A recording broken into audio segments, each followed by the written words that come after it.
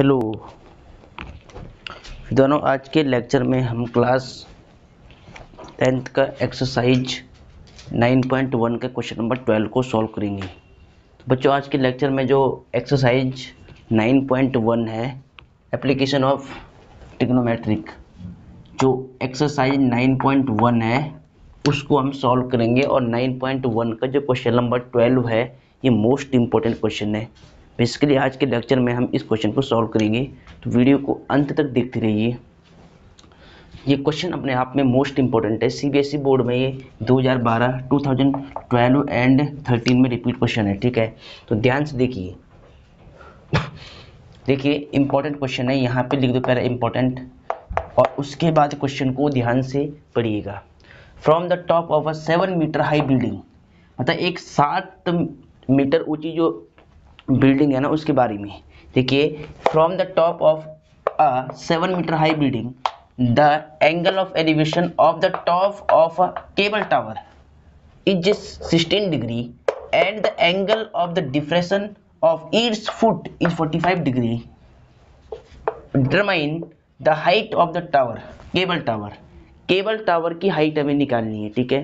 Question में हमारे पास क्या गिवन है, एक हमारे पास केबल टावर गिवन है, केबल टावर दिया है और एक बिल्डिंग दी है, ठीक है।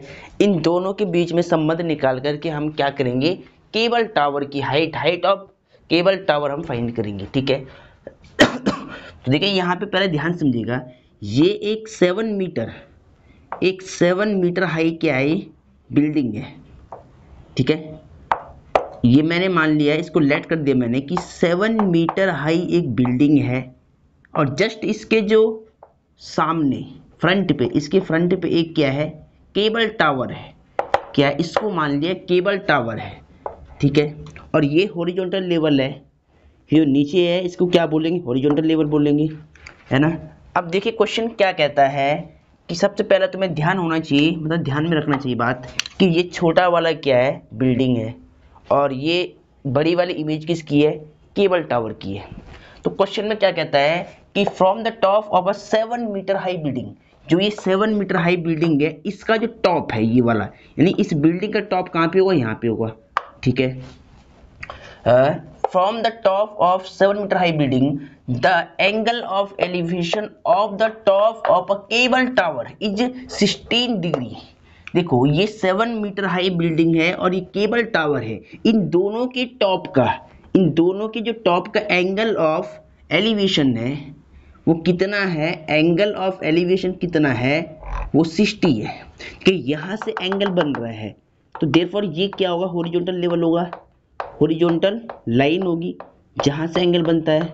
देखिए आपने पढ़ा होगा कि अगर कोई मतलब एक मैंने इमेज बनाई यहाँ पे, राइट एंगल ट्राइंगल, अगर कोई व्यक्ति, अगर कोई पर्सन अगर हॉरिजॉन्टल लेवल यानी अगर नीचे से ऊपर देखता है, अगर वो यहाँ पे एंगल है हमारे पास, यहाँ से कोई पर्सन ऊपर अगर किसी चीज़ को देखता है, अगर नीचे से ऊपर देखता है, तो इसको क्या बोलते हैं, angle of elevation.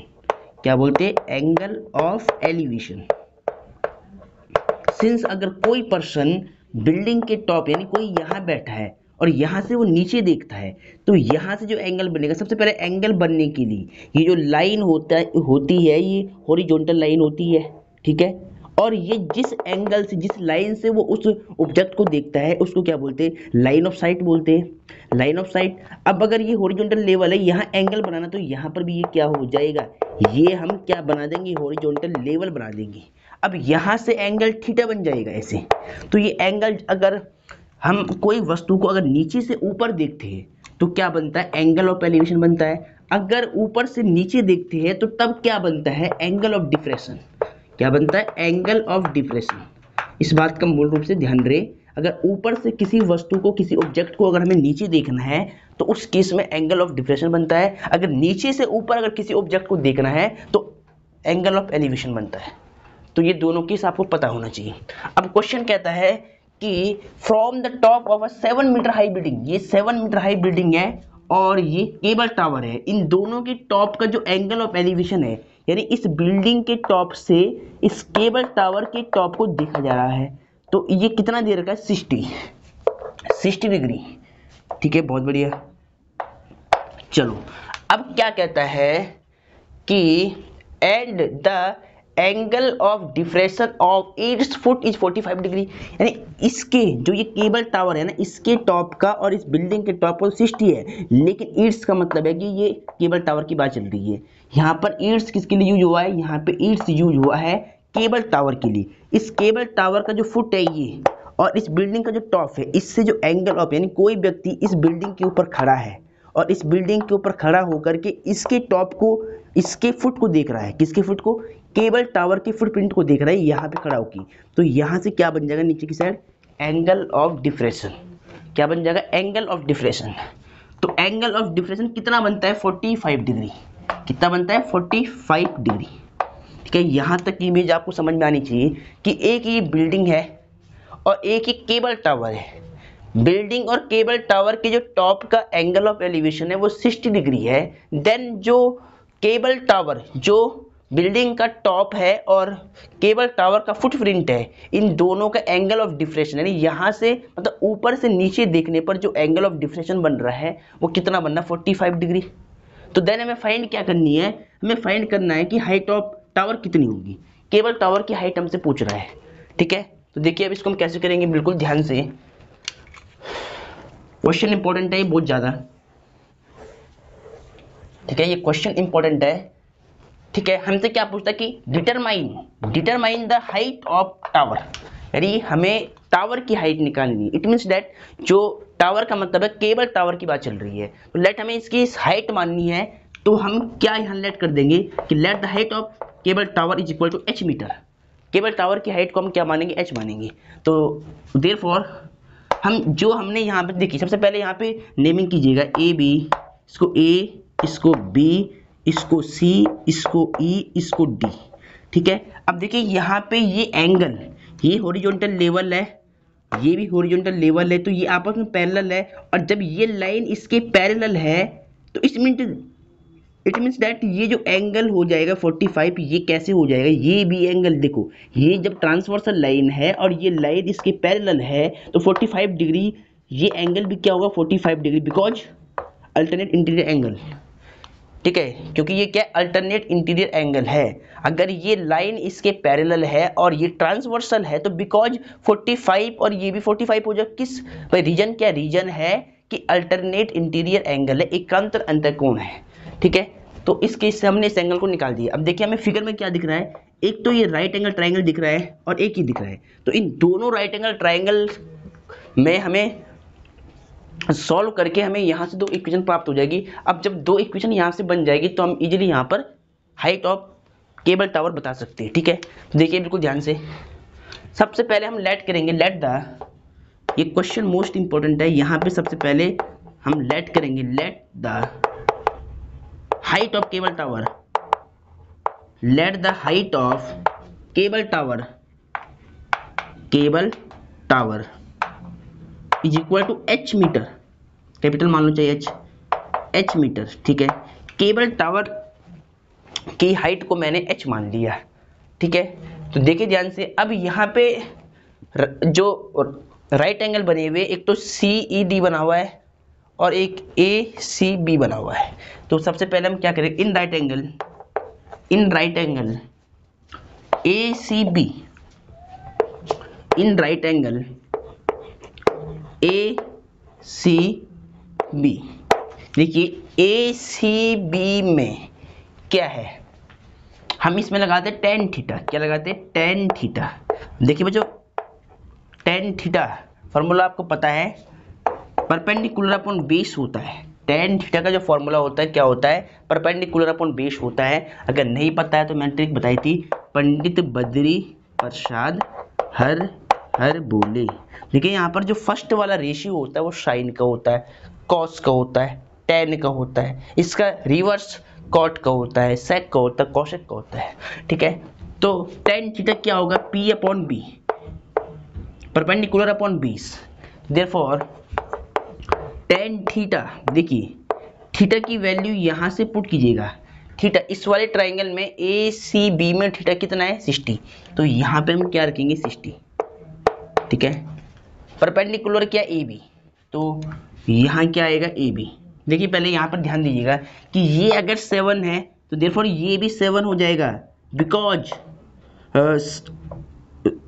Side of rectangle, because side of rectangle, rectangle की जो अपोजिट साइड इक्वल होती है, तो अगर ये 7 है तो ये भी 7 है, अगर ये 7 नहीं, ये पूरा h है, तो ये डिस्टेंस कितना मिल जाएगा, ए भी कितना हो जाएगा, h माइनस में 7, ए भी कितना हो जाएगा, ए भी हो जाएगा h माइनस में 7 मीटर।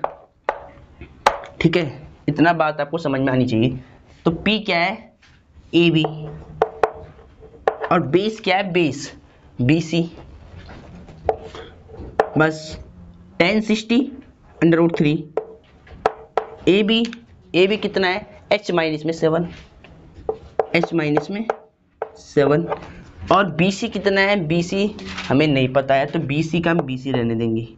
देयरफॉर क्रॉस मल्टीप्लाई से क्या हो जाएगा, बी सी इधर आ जाएगा, रूट 3 अपॉन में चला जाएगा, तो h माइनस 7 अपॉन में अंडर रूट में 3। ठीक है, इसको इक्वेशन फर्स्ट मान लीजिएगा। अगर इक्वेशन फर्स्ट आपको इसको नहीं मानना है तो आप इसको ऐसे भी कर सकते हो, देखिए कैसे, इसका क्रॉस मल्टीप्लाई कर लीजिएगा जैसे। ठीक है, अन्यथा आप इक्वेशन फर्स्ट मान लीजिए, कोई दिक्कत नहीं है, इक्वेशन फर्स्ट मैंने इसको मान लिया है। अब देखिए इक्वेशन फर्स्ट मानने के बाद आपने यहाँ तक नोट कर लिया होगा, वीडियो पॉज करके पहले यहाँ तक इसको नोट कीजिएगा, मोस्ट इंपोर्टेंट क्वेश्चन है।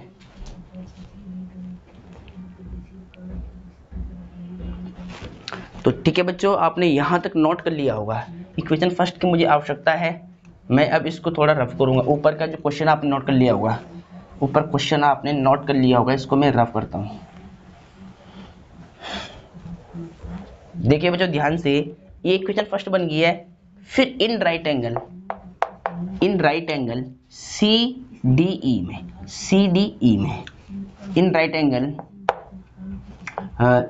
Right angle C D E, देखिए सी डी ई में टेन थीटा क्या लगाएंगे हम, टेन थीटा, अगर 10 का रेशियो लगाते हैं, tan theta perpendicular upon base, tan theta क्या होता है, परपेंडिकुलर अपॉन बेस होता है। देखिए थीटा के लिए क्या है, परपेंडिकुलर।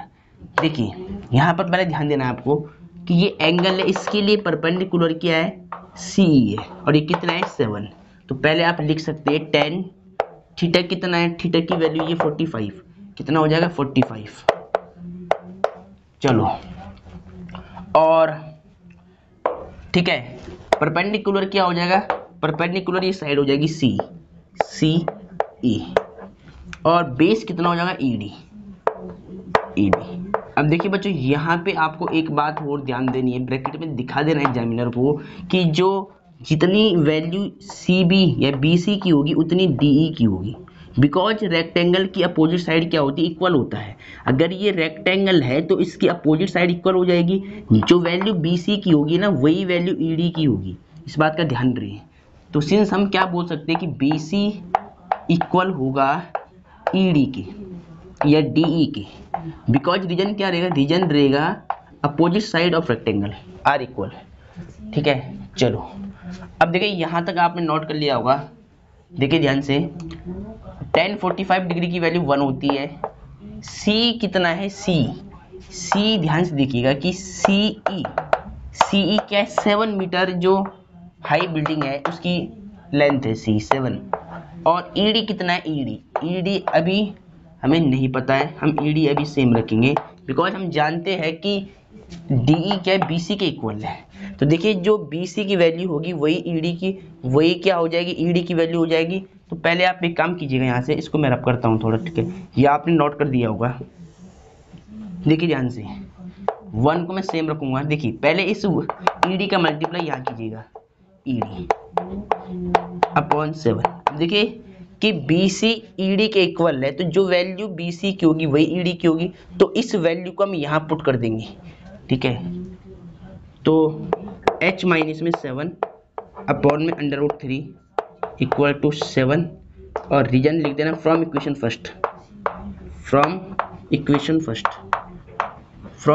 फर्स्ट। ठीक है, देखिए बच्चों यहाँ पे आपको क्या करना है, क्रॉस मल्टीप्लाई, h माइनस में 7 अंडर रूट में 3, therefore h is equal to 7/3 minus की वैल्यू राइट में जाएगी तो पॉजिटिव बन जाएगी।